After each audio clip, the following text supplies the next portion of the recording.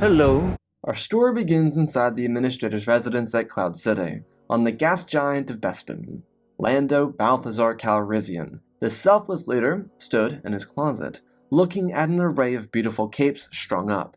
He missed that one gorgeous white one that used to hang inside the Falcon. Seeing Han made him think of it. The recounter is what he used to call it.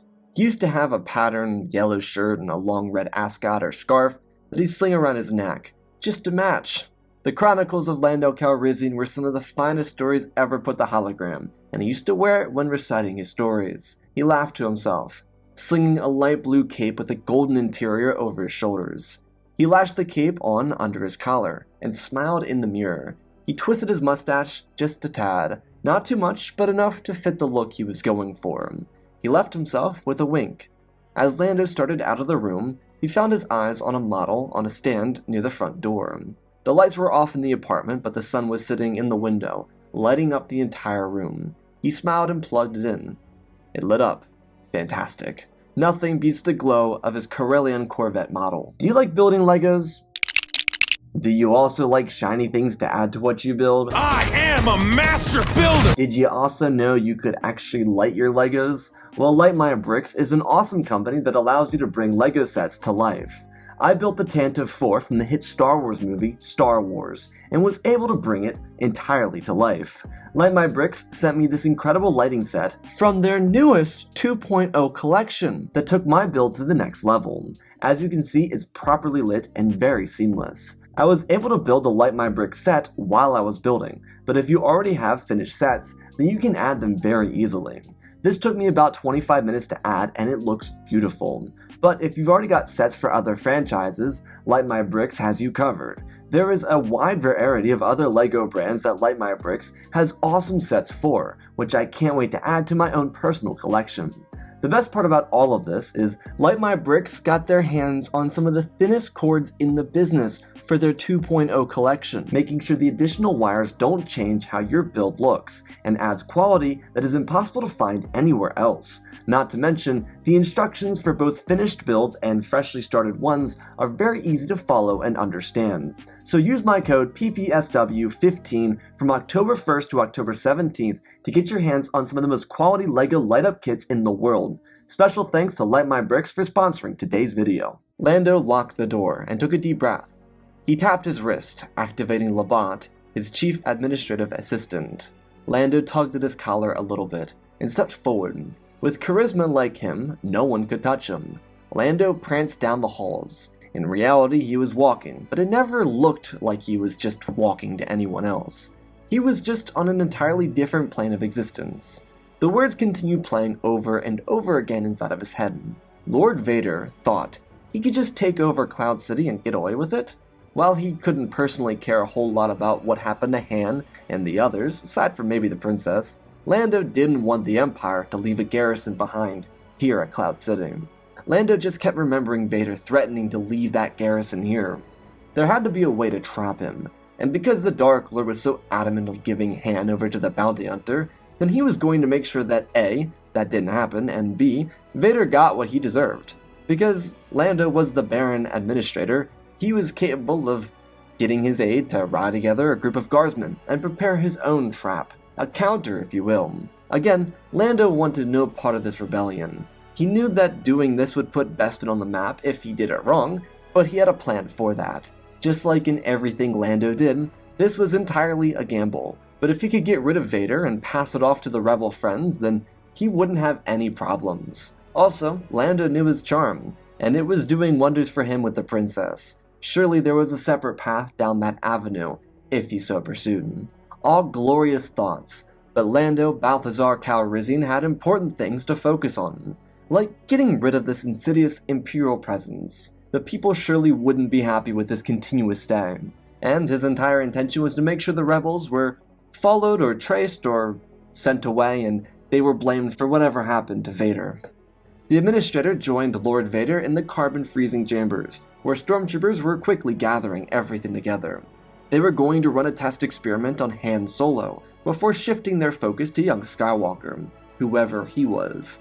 Lando always liked a person with a good reputation, and surely this Skywalker kid was an interesting story for himself. Lando chuckled, imagining the shock on Vader's emotionless face when he got bamboozled by a simple administrator. He knew there was more to Vader. Every time he raised his voice at him, he could feel a tightening in his throat, one that wasn't natural, forced by someone else, likely Vader. As Lando scanned the carbon freezing chambers, he saw a bunch of Ugnaughts moving about, preparing the facilities for the experiment on Captain Solo. With everything getting ready, a squad or two of stormtroopers walked in. Lando looked down to his side where his blaster sat pleasantly inside of his holster. Yeah, they could take this bucketheads on. If the kid from the Thaw could do it, surely it wouldn't be a problem for his guardsman unit. Han, Chewie, Leia, and 3PO were brought into the chambers so that Solo could be thrown in as their experiment. Lando watched everything unfold. It was like slow motion in his mind. He was seeing it, not just entirely sure if he was actually processing it. The rebels were stopped right outside of the machine, as smoke filled the air, buzzing by with the explosive noises of hissing and cranking. Han asked what was happening, and Lando told him that he was going to be put into carbon freezing. Just as he said this, Vader motioned towards the machine, telling the troopers to put him in. When the words left his mouth, Labat and a dozen other guards popped out of the walls, moving the panels and rising up from staircases as they opened fire. Lando pulled his blaster and shot a stun round forward. The stormtroopers were thrown into disarray. Vader used the force to stop Lando's stun rounds. Behind, a rocket blast hit the ground, shooting electricity out of it and electrifying Vader's suit. His body shook relentlessly as he fell to his knees, and Lando used his blaster to shoot at Boba, who had been temporarily blocked by Vader but also stunned. Chewie was already on the move, breaking out of his chains, and with Boba's chestplate being hit, he didn't have a moment to respond as the Wookiee warrior picked him off the ground by his shoulders and ripped outwards. Boba tried to ignite his jetpack, but his arms were ripped off his body, and he was killed almost instantly. Lando didn't pay a whole lot of attention to the other rebels, as he shot more stun rounds into Vader's helmet after he was already electrified. The Dark Lord groaned in pain. A suit designed to be weak to electricity was a faulty design. Lando pointed to Labat, who sent a couple guards to Vader's side and shuffled him forward. He tried to ignite his lightsaber and cut them down, but he was moving super slowly.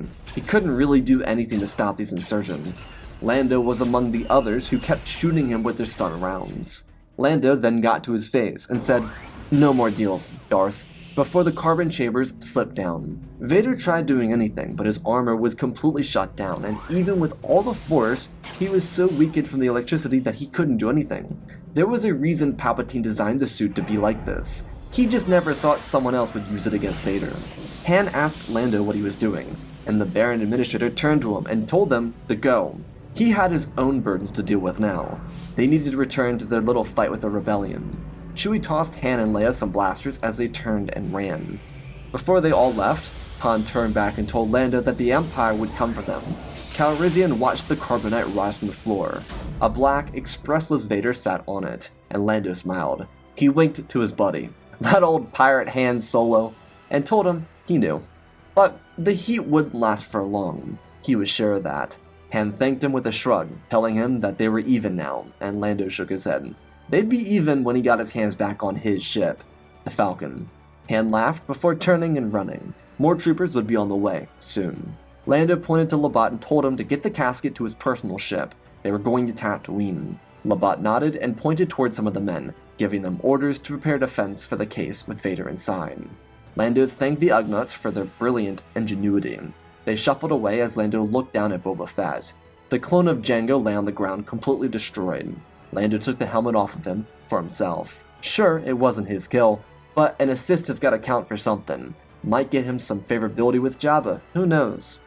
Han and Leia got to the Falcon and lifted off. As they started to leave, Imperial TIE fighters were deployed to stop them. As it turned out, the hyperdrive wasn't working, and Han ran to work on it, while Chewie piloted away while Leia shot the rear cannons at the incoming TIEs. As they were fleeing, Cloud City with a trail of TIE fighters on them, an X-Wing bursted through the air and blasted through the TIEs. Luke and the Falcon were able to get away from Bespin, forcing the Empire to believe that their precious Lord Vader was captured by the rebel scum that had just escaped. Because the Empire naturally assumed that the rebels had taken Vader, the Executor departed from Bespin shortly after Lando left. There was no reason to believe that Lando had done this.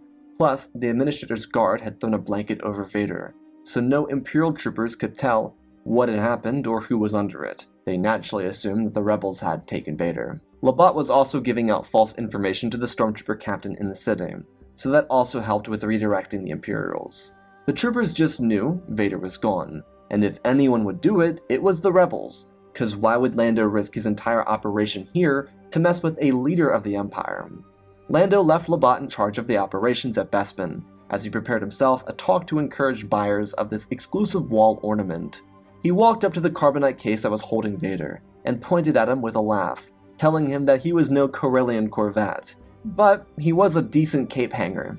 Lando wrapped his cape around Vader's casket and chuckled to himself. He sat in the pilot's seat and decided that this would make another fine addition to the Calrissian Chronicles. By the time he finished covering his most recent adventure, his ship cruised down through the skies of the dry desert world of Tatooine. He was able to acquire permission from Jabba's palace to land, which is what he did. As he landed, he locked up Vader's case and left the ship with a box. He walked into the throne room of the Slug Daimyo, and he smiled at a table full of thugs, pointing to them and clicking his tongue, telling them to save a spot for him their next round. The Sabacc players all looked up with a jolt of surprise. Lando was next up to talk to Jabba. Slow day, huh? He slid forward, his cape drifting behind him. He spoke with an upbeat tone, and told Jabba that he was here for business. He planted the box on the ground and lifted his right leg and landed it gently on top, and leaned forward. He told Jabba that they were both businessmen, and they both wanted to make a deal. Well, this was a deal with the promise of expansion, something none of these other bounty hunters could guarantee.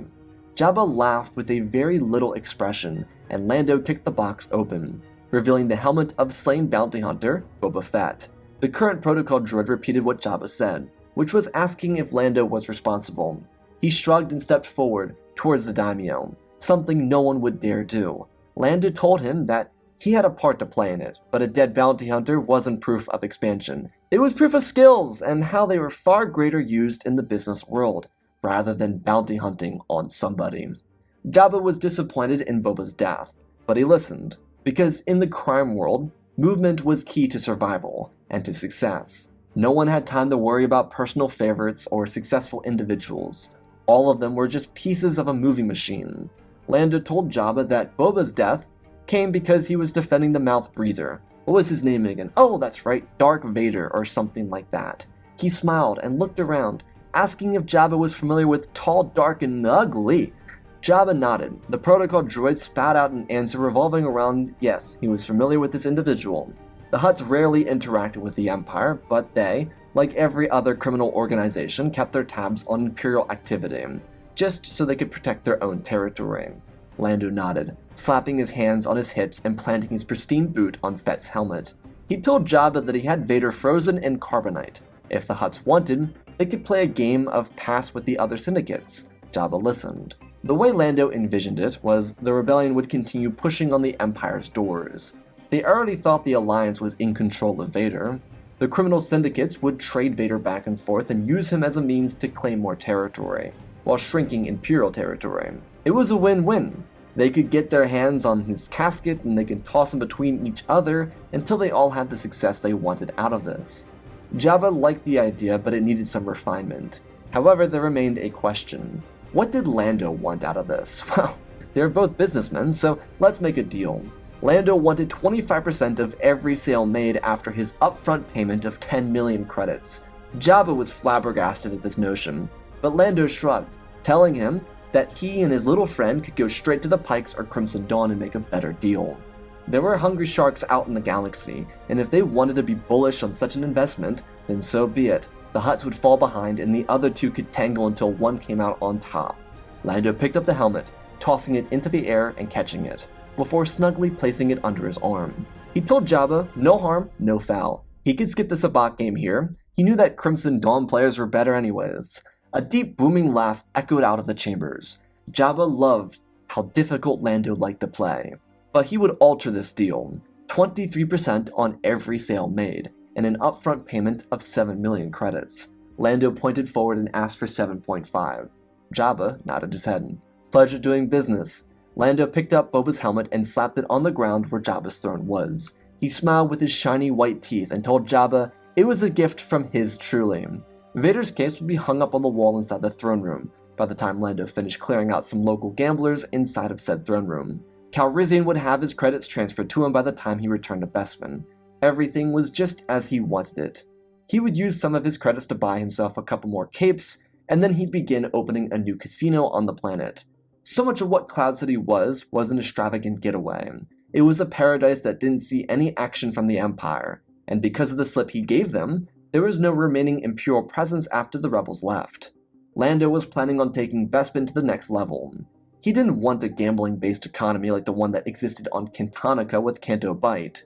He wanted to maintain the upper-class lifestyle that the city in the clouds held, but also the thrill of gambling. His initial plan was bringing in starship racing, but he was unsure of its potential popularity.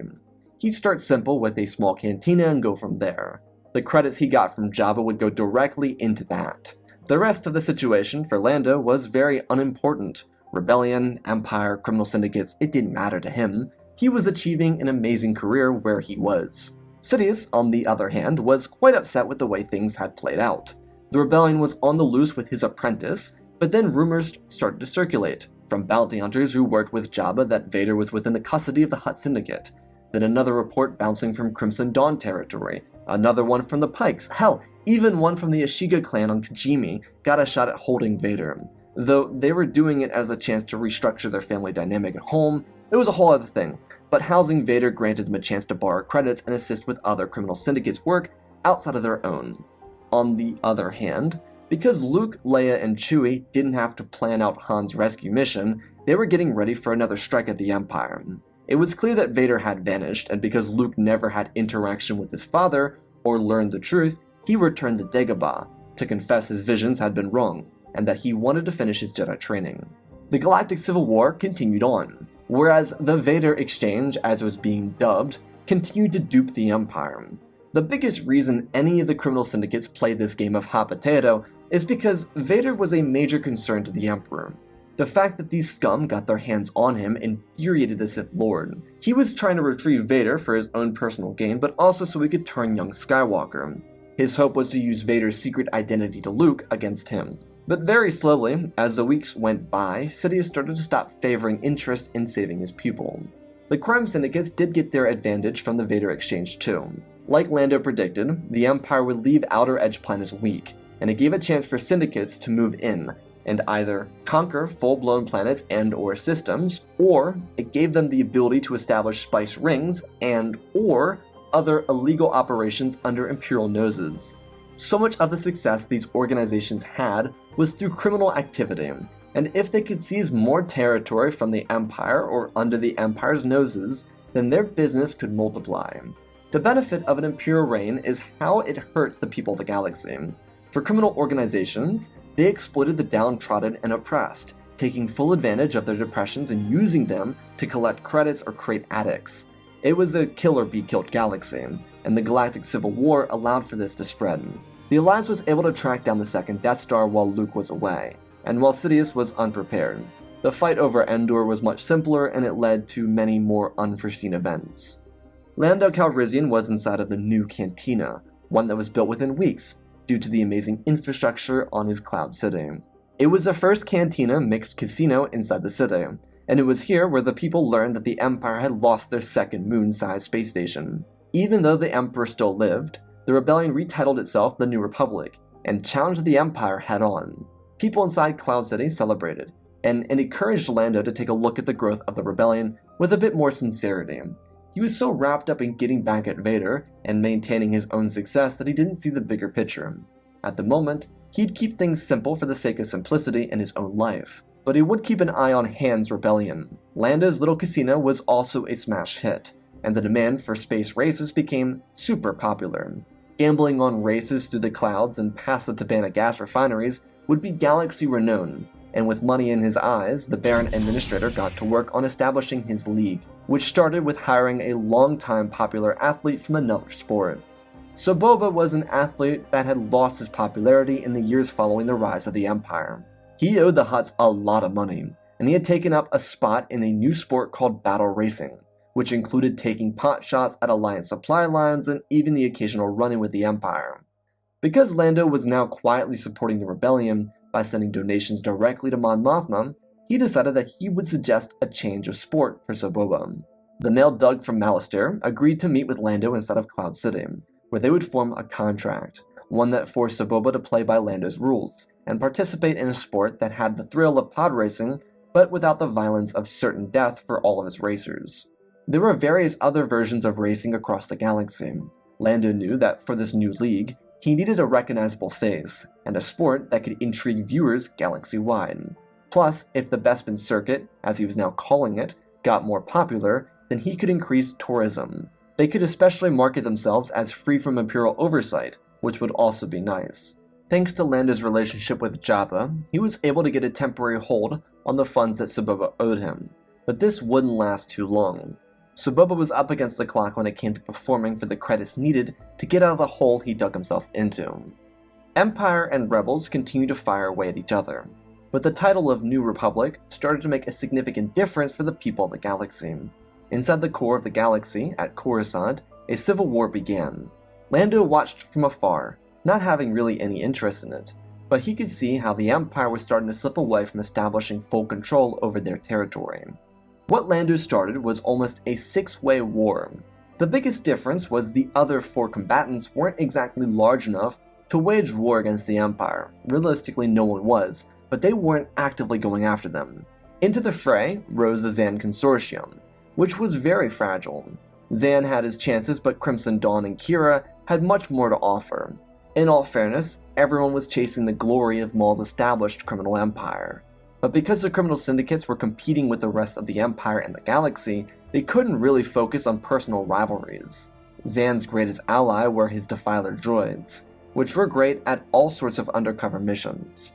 Because of Zan's rising consortium looking for assistance and power, they started to trickle into the unknown regions, which caught the attention of Kira's spies. So a singular criminal organization slipped into the unknown regions, and it was followed by the Big Three.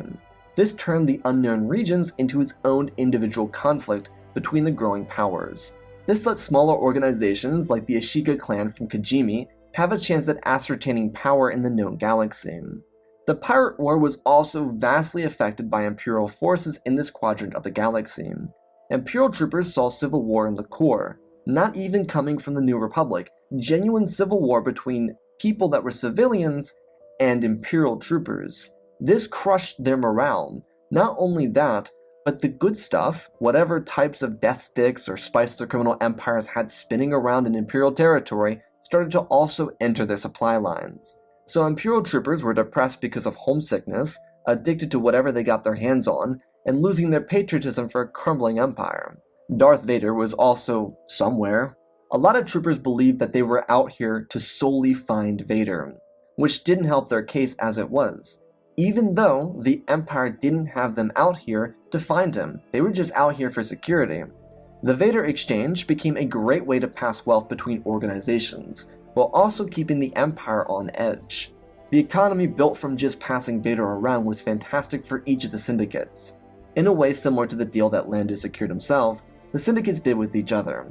It was like a payment, a truce, if you will. Holding on the Vader took attention away from the other organizations. This was done through spies informing Imperial troopers that Vader was with that specific syndicate. So a fraction of the profit went to whoever was holding Vader. It was beneficial all around, because they could expand further into Imperial territory without Imperial oversight. And the only reason these organizations didn't just trap the other is because this vast expansion was stretching each of them out a bit too thinly. So if they backstabbed another, the chances that they would survive weren't extremely high themselves. In the unknown regions, it was more of a free-for-all where the criminal organizations could target each other if they wanted. But in the known galaxy, that wasn't exactly the case. This played a part in the fundamental issue for the Empire. Their vast military was stretched out, all over the place, and the New Republic was incentivizing rebellion. It was now one form of government versus another, and people wanted their democracy back. It was time for a choice, and their choice was a Mothma-led rebels over the Palpatine-controlled Empire. Alliance forces also kept striking Imperial supply lines, so soldiers out on the frontier, facing down syndicates and homesickness, continue to have to ration supplies. It was absolutely brutal for them. They had a choice to abandon or stay, and many of them remained. On Coruscant, the Civil War had reached its breaking point. If Palpatine wasn't there, Admiral Gallius Rax would have abandoned Masumeda, because the situation had become unsuitable. But with the Emperor there, the Empire tried to remain strong. So much of the fight for Coruscant was the significance of maintaining the capital. Palpatine also went the extra step, introducing contingency plans such as Operation Cinder to enact on rebelling systems, like Vardos, Coruscant, Trandrillia, and so on. This upped the mutiny rate, and a fully alive Palpatine watched his empire crumble out from under him. Because the New Republic was semi-assisting the syndicates in the Outer Rim, it was Kira, a leader who had frequently interacted with Leia Organa, who informed the Alliance that the Empire had forces and bases in the unknown regions. This encouraged New Republic strike forces to hit Imperial targets that were established for potential future bases. Palpatine's long-term plans were falling apart, forcing him to maintain the situation in the regular galaxy, one that was slowly becoming an uphill struggle. Lando on Bespin had certified himself as a future New Republic diplomat once the war was over, but because it wasn't, Cloud City was focused on the Refinery Rally, as they retitled it. Saboba was in the starting lineup, along with some other racers, one of which was an Imperial ace pilot who no longer wanted to serve, but he wore decals so it was like a cool thing in a way. The Rebel Imperial, who still used Imperial tech but also didn't, was now racing. It was a whole thing, but the Refinery Rally did huge numbers on Bespin, and it was very popular. Lando was able to get a deal going within cantinas under control of the Hutt Syndicate, Crimson Dawn, Ashiga Clan, Pike Syndicate, and Zan Consortium to show the race. He knew people wouldn't bet on the race initially. Well, a couple did, but most didn't. Getting people to watch and enjoy was key. Then, he could slide the excitement of the gamble in front of them, and this method worked like a charm. His deal with the Hutts continued to benefit him in many unforeseen ways. The irony is, Lando couldn't stand those slugs, but they made good credits, and he wanted lots of them. The Refinery Rally was also very uplifting for people elsewhere in the galaxy. It hit a couple news stations on worlds unaffected by the conflict between New Republic and Empire, and it was a great distraction. By unaffected, this meant actual battles or riots on the planets themselves. Everyone was affected by the war, not just physically. These planets were just not affected physically. This drew up excitement for the next race, which to Lando meant that he had secured himself the potential of an exciting and very wealthy future. With Cloud City celebrating each new Alliance victory, he knew that once the New Republic was truly established, Bespin would have its seat at the table with proper representation. The Galactic Civil War continued to divide the Empire. Most of the mutineers started into the unknown regions and the Outer Rim. Many stormtroopers temporarily joined the syndicates or consortiums until they could buy their way back home, if home even existed anymore. Operation Cinder did a number on Imperial soldiers, and on Coruscant, hope was fading for the Empire. With trillions of residents, it was only a matter of time until the High Guard fell, and when it did, the people made their way into the capital. New Republic forces were surprisingly stalled because of the Palpatine-led Empire, and Luke's Jedi training wouldn't be what destroyed Palpatine. The death of the Emperor would come from the people, actually, an Imperial who betrayed their brethren. Imperial sharpshooter Miggs Mayfield, who survived Operation Cinder at Burning Khan, wanted his revenge. His division was slaughtered, aside from a couple dozen, including himself. They were brought back to Coruscant to fight off the insurgents. Miggs, before the battle, knew he no longer wanted to serve the Empire, but he waited for his chance. After killing Imperial officer Valen Hess in his sleep, Miggs took a shot at Palpatine's shuttle, and the engine compartment detonated. It wasn't the crash that killed him. Palpatine's shuttle slammed into Admiral Gallius Rax's Star Destroyer. It was sitting in the atmosphere ready for his escape. What killed Palpatine is the Alliance attack that followed. The New Republic treaded through Imperial territory to get to Coruscant, and they got there when the lines broke. Admiral Akbar's naval assault would be the nail in the coffin for Lord Sidious. He was fine. He used the Force to protect himself in the crash, but when a Y-Wing shot a torpedo into the hangar bay of the destroyer, his face was melted off. He did survive that too, and his arrogance, he did an essence transfer, and it was that arrogance, the one that plagued the Sith, that would be his undoing when the ship detonated. Somewhere in the midst of the criminal civil war in the unknown regions and the Galactic Civil War, Lord Vader would be lost to time. As it turns out, a Crimson Dawn vessel carrying him got clobbered by a Zan Consortium vessel, and Vader's case would be submerged in the ice of Ilum. The Imperial base that was there was controlled by Crimson Dawn, then the Zan Consortium before the Pikes took it and abandoned it, never knowing that their Vader exchange ended there. The criminal syndicates had no issue waging conflict in the unknown regions, because it was unconquered territory, almost like completely different sects of their own individual syndicates. These conflicts never mounted to any true domination for any of these groups, but it was their presence in the unknown regions that forced the Imperial remnants into the syndicate-dominated Outer Rim. There were attempts for peace treaties, but they never came, because the syndicates didn't want anyone from the Empire around them. They had good deals with the Empire, but siding with them as the New Republic grew was not good for business. This crippled the Shadow Council immediately, and it forced fleeing Moffs and Admirals to scavenge for supplies before their eventual demise in the Outer Rim. Because of the obvious rise of criminal syndicates, the New Republic couldn't demilitarize immediately. Instead, it relied on alliances formed before the fall of Coruscant to maintain its power without force. Mon Mothma was the perfect chancellor to begin this new era of Republic. The following 10 years would see vast change in the galaxy. The Sith were gone. Vader by this point had been covered up by a glacier and encased in kyber crystals, never to be seen or freed again. Lando was continuing to thrive in Cloud City, and even with his own reputation on Hosnian Prime, where the New Republic called home. There were various skirmishes with the rising syndicates, but nothing ever escalated into galactic war. The New Republic was dominant, the Jedi were growing, and refinery rallies were a galaxy-watched sport. It was an era of change. The syndicates would eventually be taken down by Akbar, Syndulla, and Solo across various conflicts, and it would be with their end that the Outer Rim and even unknown regions would integrate into the Republic. Han and Lando would meet again and reform their friendship. After all, it was Han who kinda owed Lando, being that by this point, much of the torture he received on Bespin was forgettable. The action of getting rid of Vader changed everything. Ironically, because of the whole Vader situation, Luke and Leia didn't know he was their father. They were aware of their relation as twins, but aside from that, nothing about who Vader was to them was revealed, only that Anakin was their father, a truth they would believe for the rest of their lives. Without the Sith, darkness would find other ways to rise, but it would be through the New Republic and the New Jedi Order that such vicious cycles could be stopped before they ever grew again.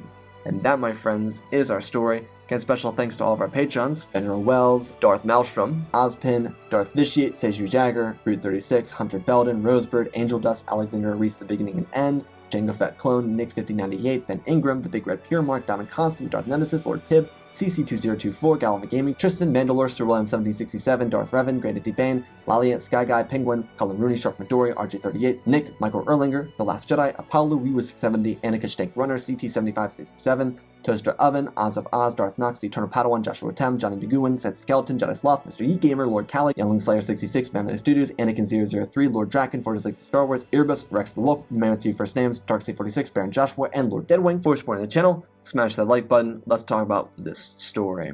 So Lando taking down Vader is a domino effect, just like everything else in these stories. I really like the idea of having this criminal organization and this focus on the criminality, or the criminal underworld, of the Imperial era. We get to play it in Star Wars Outlaws, which I had a blast playing. I still have to finish that and stream, but I wanted to kind of carry that on and turn it into like a separate war that kind of attributed to the regular war. I think Palpatine would only be semi-concerned in Vader and where he was, but I think there would be resources spent to get him. The way the whole exchange works with Vader is the organizations are just passing around and drawing attention away from the others so the others can make money. They're just making money while the Empire is focusing on the other syndicate. So it's like, oh, Crimson Dawn has it. Uh-oh, the Hutts have it now. And they're trying to keep up, because Vader's obviously not sitting inside of Jabba's palace on Tatooine. But it's just a way for the criminal organizations to make their money, for Lando to make his money, and ironically, for these organizations to get so big that the New Republic has to take them down while they're still militarized, which ends any future conflict before it can ever get started. So I hope y'all enjoyed. I love you all, spread the love, and always remember, my friends, may the Force be with you.